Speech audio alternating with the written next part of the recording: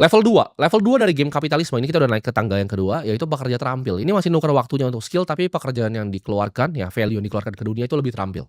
Level 2 ini punya skill, ya seperti desain, seperti coding, seperti consulting. Mereka dibayar memang rate-nya lebih tinggi, tapi masih menukar waktu yang mereka punya untuk uang.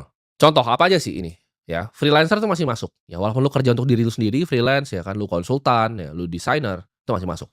Mereka ini bisa melihat yang namanya tangga korporat. Mereka bisa melihat yang namanya tangga kapitalisme ke depan, ya. Kalau yang level 1 ini mereka jadi office boy, mereka ngelinting rokok, dari umur 20 sampai 60 akan ngelinting rokok, matinya ngelinting rokok. Sedangkan pekerja terampil ini mereka bisa ada ladder-nya, ya. Ketika mereka jadi teller, mereka bisa naik ke atas jadi manajer, ya. Entar bisa jadi kepala cabang, bisa kerja di head office, mereka bisa jadi direksi nantinya, direktur operasional, lalu direktur utama.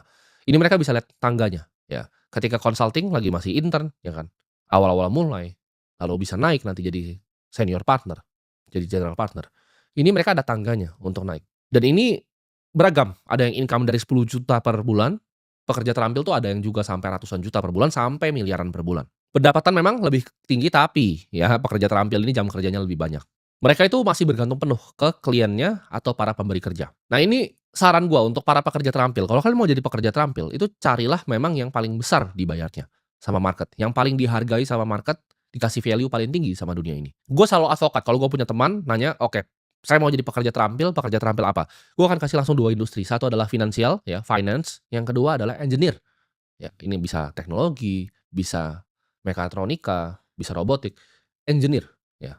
Antara lu jadi orang finance atau jadi engineer. Kenapa? Karena ini clear ya, gajinya langsung besar di depan. Engineer itu akan sangat berguna ya ketika dunia ini akan transisi dari energi lama ke energi yang terbarukan, energi baru. Ini banyak sekali ya, seperti geothermal, seperti solar. Solar itu akan pakai engineer banyak sekali. Pasti akan dipakai, pasti ada kegunaannya di bumi ini.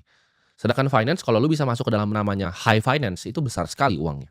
Pekerjaannya, gua sebut di venture capital, di private equity, apalagi di hedge fund, itu besar sekali uangnya. Kalau lu intern ya, lu jangan bayangin seperti di sini, ya kan. Lu misalnya intern di perusahaan internasional di Indonesia, gajinya mungkin paling paling tinggi itu 7,5 juta. Kalian tahu gaji tahunannya kalau kalian intern di hedge fund seperti Jane Street? Jawabannya $250.000. Itu starting salary-nya. Gaji awalnya tuh 4 miliar setahun. Itu intern, itu level apa, dongos itu yang disuruh-suruh ambil-ambil minum. Jadi kalian harus pilih ya, industrinya itu yang benar. Jawabannya adalah finance dan juga engineering. Kalau lu mau jadi pekerja terampil, gua nggak rekomen ambil yang lain karena yang lain sampah menurut gua.